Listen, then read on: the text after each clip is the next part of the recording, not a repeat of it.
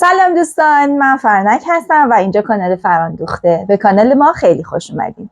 اگه جزو خانواده ما هستین که خیلی هم عالی، اگر نه حتما اون آیکون سیاه سابسکرایب رو با انگشتتون فشار بدین تا جزو خانواده ما بشین. البته بگم حتما باید یوتیوب داشته باشین روی گوشیتون.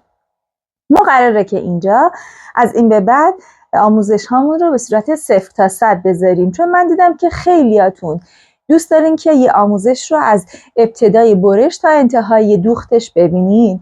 تصمیم گرفتم که یه سری آموزش ها رو اینجا به جای اینکه نکات دوختی بهتون بگم، بیام از 0 تا 100 آموزش رو بذارم، از جمله شومیزی که تن خودم هست. این شومیز رو بچه قراره که آموزش یقش رو که الان این روزا خیلی این یقه مده و آستینش رو و نکات دوختیش رو با هم دیگه یاد بگیریم، از برشش شروع بکنیم تا دوختش و شما هم کنار من باشین و لذتش رو ببرید. یادتون باشه که بچه‌ها بزن بلندشم شما شلوارم رو هم ببینید، شلوار پلیسه‌ای که من زیر این کار پوشیدم بچه‌ها آموزشش رو توی فیلم قبلی کانال گذاشتم. اگر ندیدین و دوست دارین که ببینین میتونین برین و اون آموزش رو هم ببینید.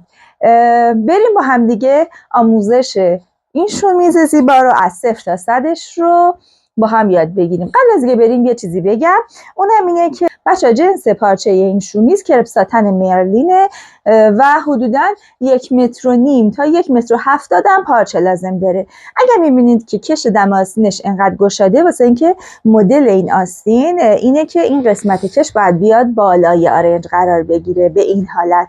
برای اینکه اذیتمون نکنه از دور مچمون باید کش رو بیشتر و پهن‌تر بگیریم تا نسبت به آستین هایی که قراره توی مچ وایسه. اگر آموزش های 0 تا 100 هر کار رو، حالا شومیز، شلوار، هر چی که هست، کت دوست دارین، توی کامنت برام بذارید که اینطور آموزش های 0 تا 100 رو بیشتر دوست دارین و من هم از این آموزش ها بیشتر توی کانالمون بذارم. با لایکتون، با کامنتتون به من انرژی میدین. میدونید که سوالاتتون رو میتونید توی کامنت ها مطرح کنید و من پاسخگو هستم. کانال ما رو به دوستاتون معرفی بکنین و خیلی دوستتون دارم. بریم آموزش رو با هم شروع کنیم. بچه برای یه الگوی یه همچین شومیزی، برای اینکه یه همچین شومیز رو ببریم، به یه الگوی بیس اولیه احتیاج داریم که این الگوی بیس اولیه ما باید یه الگوی شومیز باشه بدون پنس. اگه بلدین که میکشین، اگه بلد نیستین تو کامنت ها بذارید که براتون کشیدن الگوی بدون پنس رو هم آموزشش رو بذارم. ببینید من پشت رو گذاشتم رو دولایی باز و جلو رو دولایی بسته، با این تفاوت که جلوم رو بچه ها نیاوردم بذارم کاملا رو دولایی بسته. ببینید 3 سانت از دولایی بستم فاصله دادم، یقه هفتم رو رسم کردم، از نقطه‌ای که یقه هفتم تموم میشه 3 سانت تا انتهای الگوم فاصله دادم برای جلوی کار. بهترین کار برای اینکه شومیزهاتون نشست قشنگی داشته باشه و خوش فرم تو تنتون وایسه اینه که بچه‌ها سرشونه‌ای که برای شومیزتون در نظر میگیرین 1 سانت تا 1 سانت و نیم سرشونه خودتون، کارورش همینطور 1 سانت از کارور خودتون بیشتر باشه. حالا اینجا سرشونه از سرشونه من 1 سانت بیشتره، اوکیه، اما چون کارور کوچیک بود من یه مقدار به کارور اضافه کردم و حلقه جدیدتری نصب کردم کشیدم. ببینی حلقه خیلی گود بود برای شومیز، من اومدم یه ذره حلقه رو گودیشو کم کردم، در ازای جمع کردن این حلقه به اینجا حلقه اضافه کردم که شومیزم گشادتر بشه. در مورد پشتم همینطور ببینی کارور رو اضافه کردم، سرشونه اوکی بوده، یه مقدار حلقه رو اضافه کردم و حلقه رو جمع کردم. برای شومیز انقدر حلقه گود احتیاج نداری. مدلی که میخوام بدوزم بچه‌ها، پایین کار میخوام یه حالت نوار بیاد و چینکش بشه و این نوار تو خط پهلو جمع بشه. پس هر چقدر که اجازه میده پارچه من توی خط پایین کارم، پایین شومیزم، گشادی رو دادم به جلو و پشت، نصف کردم. میبینید نصفش رو دادم به جلو، نصفش رو دادم به پشت. از این قسمت هم بچه‌ها یه دونه نوار به عرض 3 تا 4 سانت، یعنی دلا شده و دوخته شدهش 3 تا 4 سانت برای پایین شومیزم در میارم. میایم تو قسمت آستین. بچه وقتی که آستینتون قراره اینجوری وزمان بخوره، بهتره که من این کارو نمیکنم، من میارم مستقیم میذارم آستین رو روی پارچه. شما میتونید قبلش برید کاغذ بچسبونید، عوضمان بدید و بعد بیارید بذارید روی پارچه، اما گشادی پایین آستینتون از عرض پارچه‌تون نباید دیگه بیشتر باشه، بیرون بزنه. من آستین رو 10 سانتم قدش رو بلندتر گرفتم. آستین هایی که در قسمت مچش گشاد میشه، مثل این آستین که عوضمان خورده، وقتی قد آستین بلندتره و میریزه روی مچ، بچه‌ها خیلی شیک‌تر آستین قرار میگیره و وای میسه. پس عوضمان هام رو همینجا روی پارچه در نظر گرفتم و قدش رو 10 سانت بلند. این قسمت کارم برای سجاف و یقه کار در نظر میگیریم. خب دیگه نکته دیگه این نموند که بهتون بگم. فقط حتما قبل از برش تاج آستین و حلقاتون رو چک میکنی، چون شومیزه و یه کار نازکه. حداقل باید تاج آستینتون 2 تا 3 سانت نسبت به حلقتون بزرگتر باشه که یه خورد بخوره و سوار حلقتون بشه. پشت کارمون هم که رو دولای بازه و قرار تیکه بالاش حالا یا یه دگمه‌ای بخوره که از سرم راحت بره داخل، یا میتونید یه کوچولو زیپ بدید، فرقی نمیکنه. خب میریم کار رو میبریم و بعد میریم سراغ نکات دوختیش. خب بچه‌ها، من الگوم رو گذاشتم رو قسمت جلوی کار و بریدم همونطور که میبینید. برای سجاف یه تیکه پارچه رو برمیدارم و لایی بهش میزنم و سجافم رو میبرم. اینطوری بهتر سجافتون جواب میده. قبلش لایی بزنید خیلی بهتر. البته من پارچم کم بوده بچه‌ها، مجبورم از همین سجاف رو در بیارم دیگه، ندارم پارچه. خب الگوم رو با همراه تیکه جلوم که برش خورده میذارم روی همین پارچه‌ای که لای زدم بهش. همینطور که میبینی قسمت جلوی سجاف هم مثل قسمت جلوی کارم باید رو دولای بسته باشه. الان الگوی جلوم رو، یعنی قسمتی که قراره برش بخوره روی سجافم، منتقل میکنم روی این قسمت لای خورده کارم و بعد شروع میکنم به برش زدنش. فقط اگر که پارچه شما میرسید و اضافه تر داشتین، حتما سجاف رو تو قسمت جلوی یقه باید بلندتر بگیریم. من چون پارچم نمیرسید بچه کوتاه مجبورم بگیرم.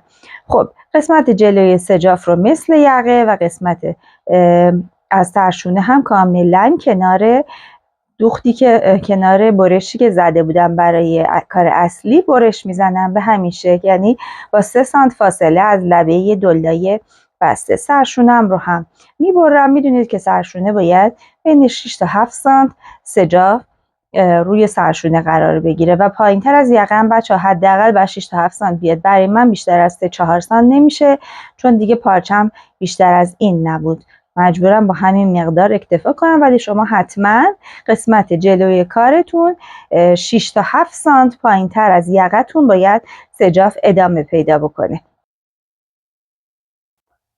خب بچه ها، برای قسمت یقه کار ببینید من این مقدار پارچه دارم که میخوام براش ازش توش یقه در بیارم. یقه من یقه کرواتیه که میدونید یقه کرواتی رو معمولا به صورت حالا یه مستطیل در میاریم، دور تا دور یقه میدوزیم و یه مقدار بینش رو فاصله میذاریم برای گره زدن. خب حالا یقه من چون از پشت قرار جدا بشه، من مجبورم 2 تیکه در بیارم. از یه مقداری مثلا 3 تا 4 سانت شروع میکنم و انتهای کاری که قرار گره بخوره رو میتونم پهن‌تر بردارم که گرم قشنگتر بشه. ولی باید 2 تا بردارم چون پشت کار بازه، از پشت کار بیاد و جلوی کار یه جایی گره بخوره. فقط حواستون باشه بچه‌ها، یقه من یقه گرد نیست که مثل یقه های کرواتی دیگه دور تا دور کار گره بخوره. حالا یقه های کرواتی رو که میدوزیم معمولا دور تا دور کار میدوزیم و حالا 3 تا 4 سانت فاصله میدیم برای یه قسمت گره. پس در نتیجه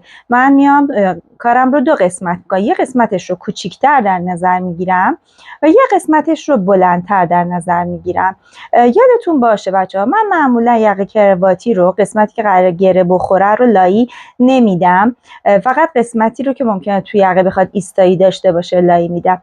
ما بقیه کار رو بدون لایی میذارم. پس برش میزنم و میبرم سراغ دوخت. خب بچه من یقه‌ام رو دوختم، همینطور که میبینید 2 تا تیکش رو دوختم. حالا یه نکته راجع به یقه‌های کرواتی بهتون بگم و اون اینه که اگر یقه کرواتی که دارین میدوزین جنس پارچه‌تون ظریفه و میخواین لایی بدین که ایستایی خوبی داشته باشه، فقط اون تیکه از یقه کرواتی که قراره دور گردنتون بیاد و میخواین ایستایی خوبی داشته باشه رو لایی بدین. ما بقیه یقه کرواتیتون که قراره بیاد حالا گره بخوره و بسته بشه رو لایی ندین. چرا؟ تجربه به من ثابت کرده که اون قسمتی که گره میخوره وقتی که لایی نداره خیلی قشنگ‌تر وای میسه تا وقتی که لایی بهش بدی. بعد من بقیه کار رو نگاه کنید، سر کار رو دوختم، از اینجا بعدم دوختم. این قسمت کار که قراره بره توی یقه، بین یقه پشت و سجاف من باید باز باشه و داخل و نرفته باشه داخل دوخت. خب اما این قسمتش نگاه کنید، درست جایی که دوخت من شروع میشه یه چرت میخواد. این چرت رو همیشه بهتون گفتم بچه‌ها خیلی کج، ببینید همینجوری که میبینید من چرت رو کج دادم. کج بدین که وقتی بر میگردونید کار رو و این قسمت که بسته است، این قسمت قراره بره داخل یقه، قشنگ اضافه ای باشه که بخواد بره داخل یقه. ببینید من الان این یکی یقه رو دوختم، نگاه کنید دارم و برگردوندم. این قسمت که هیچ قراره کروات من بشه، این قسمتی که میخواد بره داخل یقه من، اون چرت کجه باعث میشه که ببینید به این حالت بیاد بیرون این قسمت و خیلی راحت این رو میکنم داخل یقه پشتم و سجافش، این تیکه رو و این ایستایی راحت و لازمی که میخوام رو به هم میده. اگرم خواستید بچه ها لایی بزنید، خب جنس پارچه من ضخیمه و احتیاج به لایی نداره، درست فقط این تیکه کارتون، یعنی از اینجا تا اینجا رو که قراره بره داخل یقه، از اینجا تا اینجا میتونید لایی بزنید که ایستایی که میخواین رو داشته باشه. ما بقیش که قراره بیاد و گره بخوره رو دیگه لایی ندیم. خب وقتی که به ترتیب کار رو جلو ببرید، هم کارتون راحت تره، هم که کارتون منظم تره، تو ذهنتون میدونید که میخواین چیکار کنید. الان ببینید من درزای پهلوی کار رو دوختم، سرشونه هاش رو دوختم. درزای پهلو رو یه سمت کار رو ببینید سردوز زدم و 10 سانت پایین کار رو تقریبا ندوختم. چرا؟ چون قراره دور تا دور پایین کار رو من بیام دوخت بزنم و چین بدم، خورد بدم و اون نواری که آماده کرده بودم برای پایین کارم بیارم دور تا دور این وصل کنم و یه سمت گره بخوره. خب سرشونه ها رو دوختم و آماده کردم. تیکه تیکه هر چیزی رو بچه جدا آماده میکنی، یقه رو جدا، سجاف رو جدا، همه رو که جدا آماده کردید بعد میارید روی کارتون سوار میکنید. الان نوبت آستینه. دور آستینم رو اول بچه ها چیز زدم، سردوز زدم، پایین کارم رو ببینید به اندازه 1 سانت و نیم برمیگردونم، دوخت میزنم به این حالت و کش از توش رد میکنم. اندازه دور مچم یکم بیشتر رد میکنم، یعنی انقدری که دور مچم رو خیلی کیپ نگیره، یه ذره شلتر، چون بعد میخوام بکشمش بیارم بالا، کش رو اذیتم نکنه. پس اول این رو دوخت میزنم، کشش رو رد میکنم، درز پهلوشم میدوزم، آماده میکنم. الان یقم رو آماده کردم، سجافم آماده کردم. این نوار پایینی که قراره ببینید قراره به پایین لباسم وصل بشه رو هم آماده کردم. همه چیز رو آماده کردم که اسمبلش کنم. خب بچه گاهی اوقات ما میخوایم یه قسمت منحنی رو برگردونیم و بدوزیم. منحنی خیلی زیاده، مثل انواع کلوش ها که ما مجبوریم 2 پیچ کنیم، یعنی یه دوخت بریم و دوخت رو خالی کنیم، سبک کنیم و برگردونیم. گاهی اوقات مثل این آستین که پایینش منحنیه، من فقط میخوام اینو به اندازه 1 سانت 1 سانت و نیم برگردونم، دوخت بزنم و بتونم کش از توش رد کنم. خب از اونجایی که چرخ صنعتی کارپیش برش خیلی قویه و تیکه پایین کار من نسبت به تیکه بالام بزرگتره، چون منحنیه دیگه، هرچی میاد به سمت پایین این از این بزرگتر میشه و من میخوام بزرگه رو بخوابونم روی قسمت کوچیکه. از طرف دیگه کارپیش بر من خیلی قویه، یعنی این با سرعت بیشتری نسبت به روی میره. اگر همینجوری اینو بذارم روی این و بدوزم، یا کل کار رویم چین میخوره اینجوری میشه، یا آخر سر این رویه من اضافه میاد نسبت به زیرم.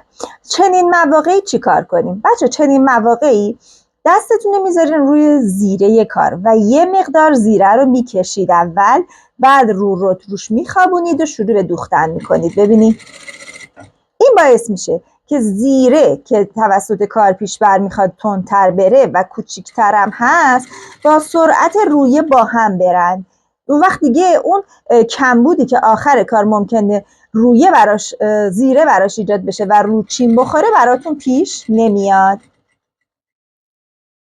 بچه قسمت پایین کار رو، قسمت پایین لباس رو که ما میخوایم چین بدیم، دیدین که من گشادتر گرفتم و یه سمت پهلو رو باز گذاشتم، یه 7-8 سانتی. یه دور دوخت میرم که بتونم خورد بدم و بعد یه نوارم آماده کردم که بعد این رو لباس رو بذارم داخل این نوار و بیاد این در انتهای این پهلو بسته بشه. حالا اینو چقدر بگیرم اندازش رو؟ ببینید این تقریبا میفته روی باسن کوچیک شما یا روی شکم شما، بالای شکمتون. مثلا من دور قسمت باسن کوچیک خودم رو اندازه گرفتم 93/4. من اینو 4-5 سانت کوچیک‌تر میگیرم که دیگه آویزون نشه، بیاد اونجا بمونه و باعث بشه که لباس شومیز به سمت بالا هل داده بشه. پس من برای خودم اینو مثلا 87-88 میگیرم، یعنی چینش میدم این مقدار بشه و بعد میذارمش لای این نواری که آماده کردم و روش رو دوخت میزنم. خب بچه من پایین کارم رو چین دادم، حالا میخوام بذارمش داخل این نوارم. ببینین اون قسمتش که قراره گره بخوره رو دوختم، ما بقیش رو هم لبه هاش رو اتو زدم که این رو داخل این بکنم و دیگه دیدم نشه، از پشتم تمیز باشه کارم و از رو هم کارم تمیز باشه. میرم دوخت میزنم و این قسمت کارم هم تموم میشه. ببینین میذارمش این قسمت چین خورده رو توی این نوارم و دوخت میزنم. بچه ذاتاً یه پارچه یکم لوسیه، خب، و وقتی که داریم باش کار میکنیم باید خیلی نکاتش رو رعایت بکنیم. الان نگاه کنی، اگه من اینو بذارم و اینو بذارم روش بدوزم، مطمئنا لایه رویی من اضافه میاد، به خاطر اینکه ساتن سره و زیریه حتما جلوتر میره. پس چی کار میکنم؟ ببینی اول زیری رو میگیرم یکم میکشم، دستمو میبینی، زیری رو یه ذره میکشم، نگه میدارمش با انگشتم، بعد این تیکه رو میذارم روش،